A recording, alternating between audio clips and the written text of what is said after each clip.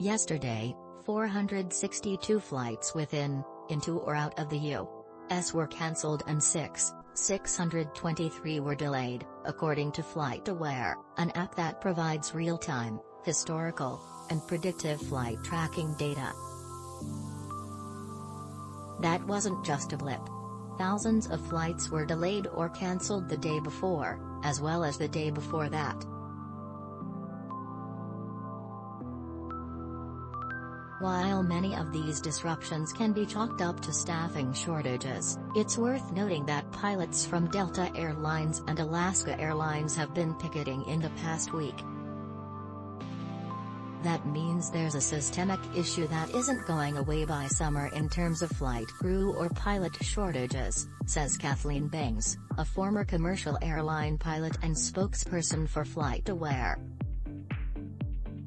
Symptomatic of the same problem is that carriers like JetBlue and Alaska Airlines have been cutting back on routes, not just for a few days or weeks, but months into the future as they try to manage staff shortages. One airline pulling out or reducing frequency on a route can greatly impact airfares.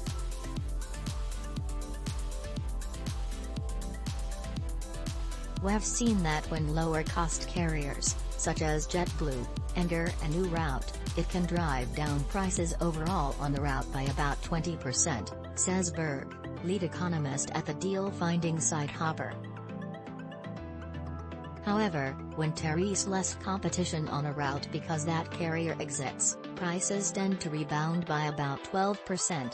In one-off instances this won't have a significant impact on airfare, says Berg. But extended and far-reaching cancellations will have a more pronounced impact on demand and put upward pressure on airfare. This partly explains why some carriers are backpedaling on their initial peak season projections. Some airlines like Alaska Airlines were forecasting even greater capacity than in pre-pandemic 2019, but have had to scale back sky-high expectations slightly due to labor shortages and increased pilot attrition and pilot shortages, says Bangs. Other airlines such as Southwest are reporting seeing similar issues with not being able to get enough pilots trained and back online. For the airlines and their customers, staffing problems couldn't come at a worse time. As infections from the original Omicron variant fell in February and March, travel demand came roaring back.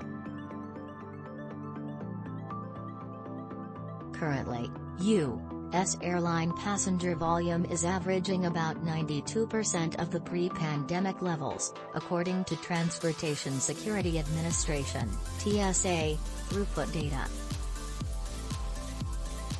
Surging demand, coupled with a 30% rise in fuel prices since Russia invaded Ukraine, is sending airfares skyward as we head into the summer travel season. As of now, domestic airfare is trending 7% above 2019 prices at $330 round-trip, according to Hopper's data.